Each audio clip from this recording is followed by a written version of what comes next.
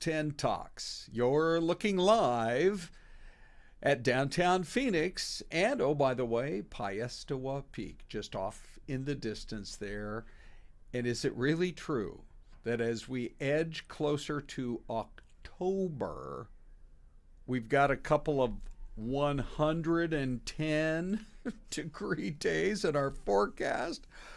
What is happening? Celeste is going to pop in a couple of minutes. We will find out from her what's going on because, look, we're used to heat waves around here, but we don't like them in October and or even in the last couple, 3 days of September. But we will take a look at what is going on and try to get it all figured out. Hi, everybody. I'm Ron Hoon. So this is Fox 10 Talks. It's the new podcast that we do for you every day. Thank you to all of our around the world viewers. We have them here in the U.S. and in many other countries. We're live every morning at 10 sharp, Arizona time, where we dig into the biggest stories of the morning. And we also talk about some of the big headlines and what we've learned since we first went on the air. For example, 2 people shot dead at a very popular QT just off the freeway in the Northwest Valley. What we're learning about that one coming up. We're also, there's some real concerns about this fire that just continues to linger up in the mountain towns, or up near one mountain town, up in the Rim country. We're going to tell you who is on set status now. That's coming up. Plus, we're also going to be talking about the latest polling that came out today that, frankly, has some surprising numbers. Look, I'm jumping around showing you all these various numbers, but that is really interesting when it comes to what's going on in the state of Arizona. Also, some new information on the mission to Mars for all of you would-be astronauts. That's coming up. And did a cat actually walk 800 miles to get home after disappearing on a family trip to Yellowstone, or even part of the 800 miles? I'll just tell you this much. There is a family who cannot believe it's luck. They thought they would never see their cat again. And we love those stories that have happy endings, that's for sure. But here now at 10:02, let's update you on a couple of our big stories this morning. We are going to be talking about the West fire.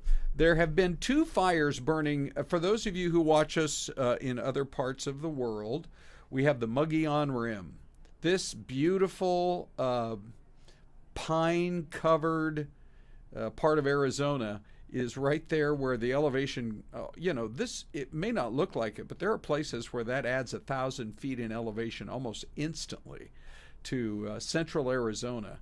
And you get up on top of that rim, and I mean, you have views that can stretch for 60, 80 miles. It's just incredible. But what you don't want to see any day is fire burning up part of the rim country. This West fire, there was another one that was actually just almost right next door called the Preacher Fire. That thing has moved to almost complete containment. 90% was the number I saw last time I checked. But this one is still, despite the very best efforts of firefighters, only up to, and you see they've been doing some of the backburn operations trying to keep it away from Pine, Arizona, beautiful rim country town. They've been doing the best they can to backburn and, set a fire line there. But people living in Pine, and I would bet, I've been up there a lot, I would bet that's over 1,000 people that live in Pine full time. And then you get a lot of folks with cabins up in that area too. So it's really causing concern. It's been burning kind of in the direction of Highway 87, and the folks at the Tonto Forest providing some of these pictures for us. But they're trying to keep this thing in check. If you live in Pine, you're on set status, or on the other side of the fire. And these winds can be kind of squirrely this time of year. If you live on the other side over by Geronimo Estates, you are also in set status, and you need to be ready to evacuate. So they've been doing what they can over the last several years to try to mitigate the fire risk, especially where it interacts with the overall population.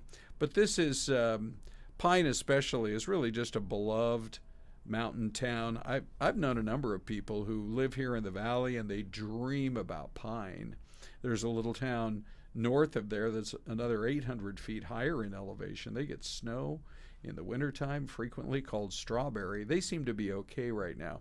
But still, just a lot of concern about the folks up there in Pine, and we sure hope that they can get this thing knocked down. Still only 40% containment. By the way, ladies and gentlemen, we do welcome Celeste. Hi, Ron. Hello, everyone. Look at this. I was just pulling up the NCWeb website. You know, they monitor all these wildfires burning around the country. Right. And I mean, this is the time of year we should be pretty close to done with fire season, but with temps of 110 potentially over the next few days, and it's been kind of dry. It's not been a very good monsoon. What are you seeing? You know, well, unfortunately, you know, that area where Pine is and Strawberry, they've gone through a lot of years where they've been through severe drought, more than the valley, in fact. And there aren't a lot of, you know, water, I guess you could say, resources. There's no big river that flows through either one of those towns. No. And so there's not a lot. So that's been one of the big concerns through that community. But, you know, there's a lot of people, like you mentioned, that have, you know, areas there. They have cabins and things like that. Old County, I think it's Old County Road. There's a pizzeria right there on the main street in Pine. It's so good. It's a cool town. Oh, we love both of those towns, Pine and Strawberry. But anyway, we sure hope they can make some progress today. We shall see, but the weather right now doesn't appear to be cooperating too much. Also, a big story this morning, the shooting at the QT. Now, when we first went on the air with this information, it looked serious enough because, well, as you can see, there are all kinds of police squad cars that happen at the City of Surprise. If you've ever maybe driven in the Northwest Valley and headed toward Las Vegas, up toward Kingman, a lot of people stop off at the 303 and Bell Road, which is right where this popular gas station is. And the more information that came in, and we saw all the crime scene tape up, and the number of squad cars out there just continued to grow, it seemed, by about every half hour. Then we find out it was a double shooting. They're not looking for any other suspects. It appears that a couple of people, and at this point we don't know, we're still waiting for information on it in terms of who might have opened fire first. And were they there, you know, just to buy gas, or was it some sort of a feud between two people? Somehow at 5:30 this morning, they end up opening fire on each other. And the folks in Surprise, one after another, living nearby, they're phoning in with 911 calls. Hey, gunshots, multiple gunshots. Can you get the police out here fast? These people, from my understanding, were dead on the scene, both of them. Again, we're waiting to learn more info in terms of their identities, but what would have led to that situation, that shooting with two people dead this morning at the QT.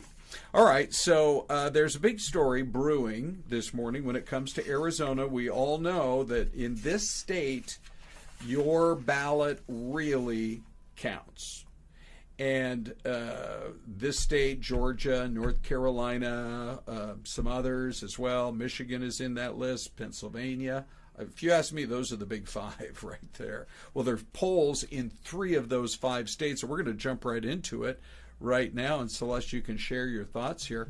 I was a little bit surprised. The most recent poll that came out in the state of Arizona last week had it almost at a toss-up. It was Kamala Harris, Donald Trump, and Trump's lead had shrunk to 1 percentage point. Well, New York Times, Siena College, they're one of the most respected polls that come out. And this came out right before we went on the air at 4:30 this morning, so we scrambled to get the information on. And it shows that Donald Trump has rebuilt his lead to a 5-point edge that's fully outside the margin of error. And I don't know if it's Celeste, maybe some of the appearances that either he or J.D. Vance have made. If it's, appearances or maybe not enough appearances from the Harris team or Tim Walz. Is it all the spending on TV? Because, boy, they are both seemingly spending a lot of money. That's true. I think, too, it may be some of the endorsements and negative publicity, both positive and negative, on both sides that they may be getting on social media.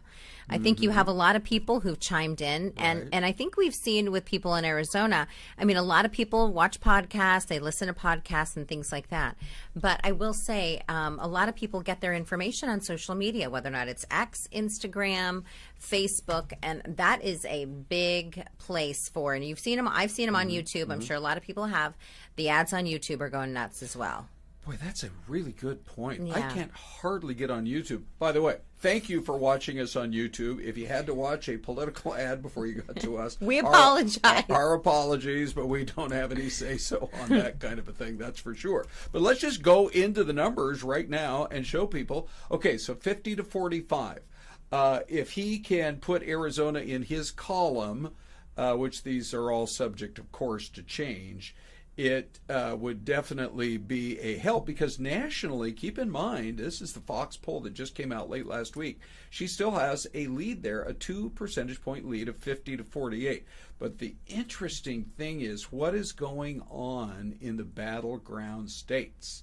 So that says that Trump has a 2-point lead, 50 to 48. So the New York Times came out with this and said that their polling indicates that voters said that Trump improved their lives when he was president, and they worry that Kamala Harris, coming out of 4 years of the Biden-Harris administration, just based on what they've experienced so far, would not. The poll also found that he has a decent lead now in the state of Georgia, which is also, I think, really interesting because, you know, it's a purple state as well, just like Arizona is. And North Carolina, which everybody's trying to figure that one out, there have been some polls that show she's ahead in North Carolina by as much as 5 points, and other polls that show him with a lead. In fact, this newest one from New York Times Siena has him back in the lead, 49 to 47. So they also dug into the Arizona numbers a little bit more specifically, and they found that let's see, Latino voters have moved away from the Democrat Party and Ms. Harris, although 10% say they are still undecided, but they seem to be, in that huge voting bloc in our state, moving a little more in the direction of Donald Trump. So, Celeste, guess what? I'm Hispanic. Okay, thank you. Ron, is that what you're getting at? Were you part of the polling here? Did you know it's Hispanic Heritage Month?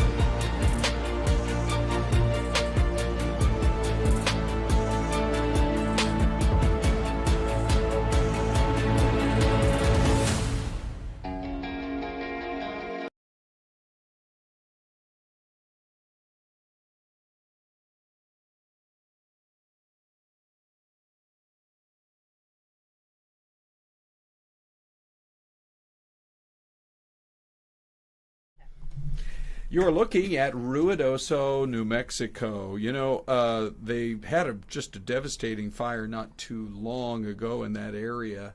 But this is a great live pick from our friend Dean Fazzini, who is back now from vacation. It looks like you got one hawk out there kind of sailing through the skies up above this lake and golf course. It's actually pretty beautiful right there. By the way, just to follow up, the FBI has been investigating a couple, a man and a woman, for possibly starting as many as 16 fires, including the fire that hit Ruidoso and destroyed homes and businesses over the last. We need to stay on top of that one. Yeah, we do. It was just devastating. So I'm Ron Hoon. This is Celeste Rodriguez. Hello. Hi. And we are glad every morning to get to hang out with you guys for a half hour. Celeste, what was Ryan saying this morning? I'm glad you asked. Yeah, Ryan Reed. He just moved here from California. Nice. Welcome to Arizona, Ryan. Absolutely. And Ryan shared some thoughts on the show. He said, my favorite part of the day, Celeste and Ron in the morning. Thank you, Ryan. Come on, man. Can we quote you for a big billboard campaign? Can you imagine? Ryan says, watch Celeste and Ron every morning. That's right. Yeah. So we have Christy chiming in from Ohio and a few people chiming in from Arizona and all around the world. And thank you all for sharing part of your day with us. I know Ryan says not loving the heat, but, you know, we're going to deal with it. Yeah, I know. We've got some hot days here ahead of us. Yeah, we do. Why do we have that happening, Celeste? I don't know. I mean, honest to goodness, we all, I remember the very first year I was working here in Phoenix TV, I said, if I can just get through the summer, September 1st will be fine. It was 110. Right. That was September 1st on that year, back in the 1980s. And I thought, okay, well, September can be hot, but we can't have this in October. No. And it looks like we just might. Unfortunately. Okay. I mean, in about 10 days, we'll be back to a 103. Okay. But we're going to have a hot spell coming up this weekend to like even 110. I know it hurts to even say that number. Yeah. But we could break some records for several days. But this is kind of what happens with Mother Nature in Arizona. Yesterday was the first day of fall. We're ready to celebrate. We're ready to see those cooler temperatures. Yeah. Enough of these warm temps. But Mother Nature says, hold on a second. She gave us a taste of the nice weather. Right. And then the warm stuff comes back. Okay. And then, I mean, maybe she's trying to say, you know what, the grass ain't always greener on the other side, people. All right. We got one more hot spell in us. Yes. High pressure, and then we've got to boot then we're it good. across to Texas or whatever it takes. Yes. Let's go to Oregon. We probably have some viewers up that way. I mean, these pictures are unforgettable. Who can forget? It was in mid-June, around 2:55 in the afternoon, that folks riding the atmosphere may not have even known that they did have something to fear, because it stopped, of course, with them dangling upside down, all the blood rushing from their feet to their head, and it took them a half an hour to get the people rescued. That is so responders. scary. Yeah, in fact, they didn't even arrive at the scene until 3:20. So that's a question mark. Why didn't the amusement park should have called 911 within like 90 seconds? Who knows how long it took?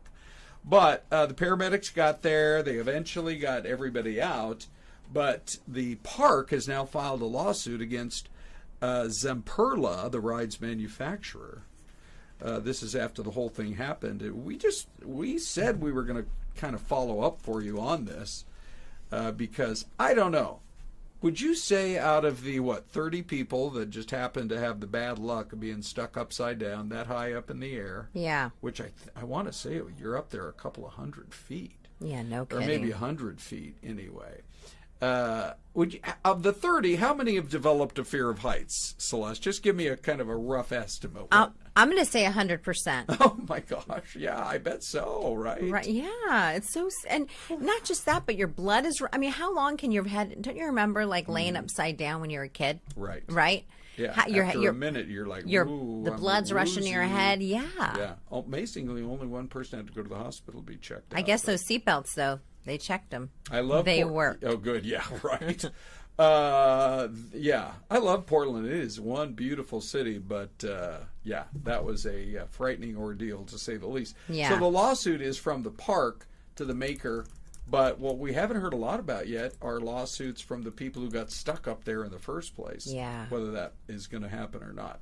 All right, let's move on to our next story, which is Mission to Mars. Did you ever decide if they decided they wanted a journalist as an astronaut, would you go ahead and jump on board, or what, Celeste? I mean, I might, but my husband might say, hold on a second. We have 3 kids, Right. and I don't know if I'm ready to let you go. Okay. Because chances are you may not be coming back. Now, I should have answered that question the same way as you. I have grandkids, of course, that I want to be close to. But my reaction on the air was, do you realize you'd missed like 2 football seasons? Yeah. Oh, come on. Ron. Celeste. Well, not just that, but I think you come back, if you make it back. Right. As a changed person? And younger. Oh, I do think you? they did a story last week with, Okay. yes, twins who went up to space, and they tested them when they came back. Mark Kelly. Senator Mark Kelly, Oh, he's an astronaut. He's also a twin. Right. They both went up to space. They came back or something like that, and they tested. Right. He was one of the other brother was on Earth, but they tested whether or not. And yeah, he I think was 6 months younger. Okay. Or looked younger, or Okay. something like that. So if There's a perk. you're saying I'm never going to get those, I'd go to Mars, but I'll never get those years back or those months back. You get them back. You do 6 months, and you look good getting it back. All right, we're going to go ahead and jump onto this story. I don't know who paid for this study, but here we go. Research data from the Federal Reserve and Haverford College says the more people do online dating for themselves, the whole online dating phenomenon might be leading to, brace yourself, Celeste. Okay. Income inequality in America. Oh, brother. They said that people who date online have a tendency for finding somebody else with a similar income level. As if that doesn't happen in the other everyday part of the dating world when you're out on a date somewhere. I call that baloney. Yeah. Come on. Well, a Bloomberg report says it accounts for half of inequality among households from 1980 to 2020. So what are we? Well, I'm not saying we, as in Celeste and me, we're both happily married. But what are we supposed to do with this information? I'm talking about the dating public. Are you supposed to feel bad if you make $70,000 a year and you'd like to find somebody who's also making $70,000 a year? Yeah, I don't or know. Give or take? Well, here's the thing. You're not going for a billionaire? You could find somebody who makes the same amount as money as you, right. and they could be horrible for you.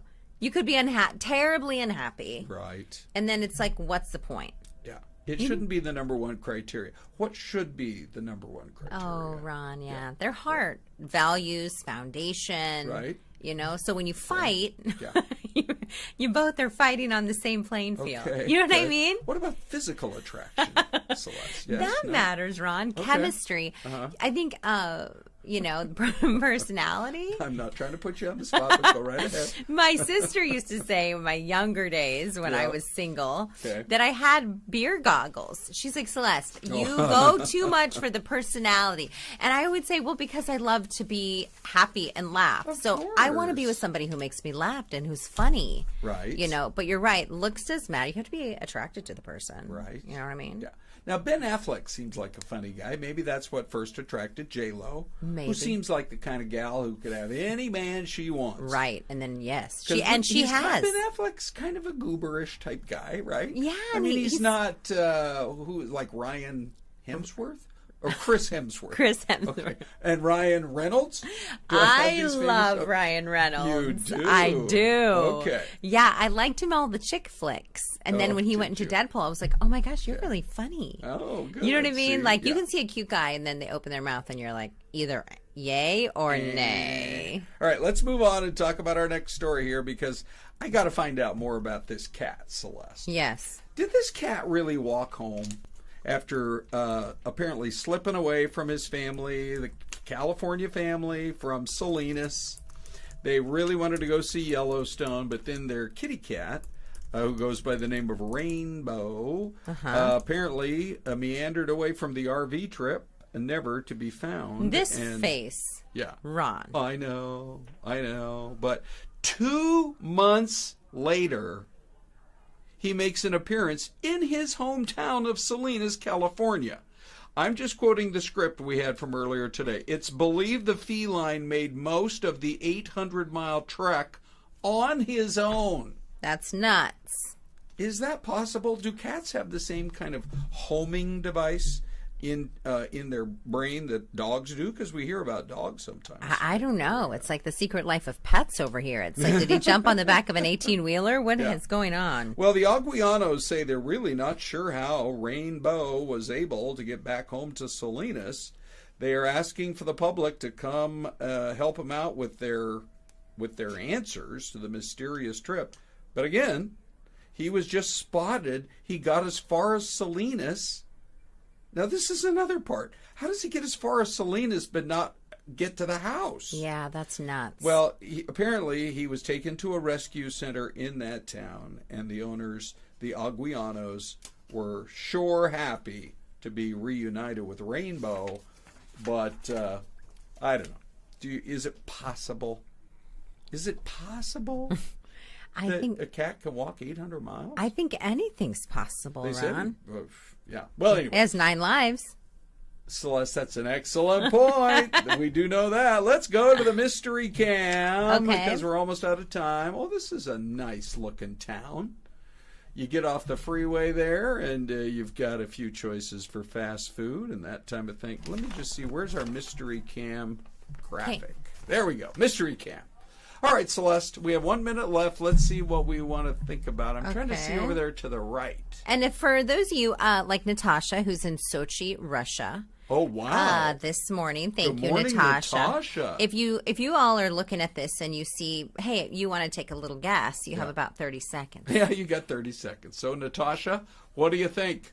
If you've been to... now I'm just noticing there's a huge body of water over to the right. I didn't notice that at first. I'm going to say Minnesota. Okay, land of 10,000 lakes, Celeste. And it also looks cold, so I think that's actually a pretty good guess. But where are you going to see a body of water that large? I'm going to go Wisconsin. We have a Minnesota and a Wisconsin, and here comes the answer. Oh, Oklahoma. Oh, is that right? Oklahoma City, Oklahoma. Okay. Wow. Very nice. Look at Dino and his day back from vacay coming in strong. We missed you, Dino. Celeste, we got to wrap it up. Oh, darn. All right. We'll see you tomorrow on Tuesday.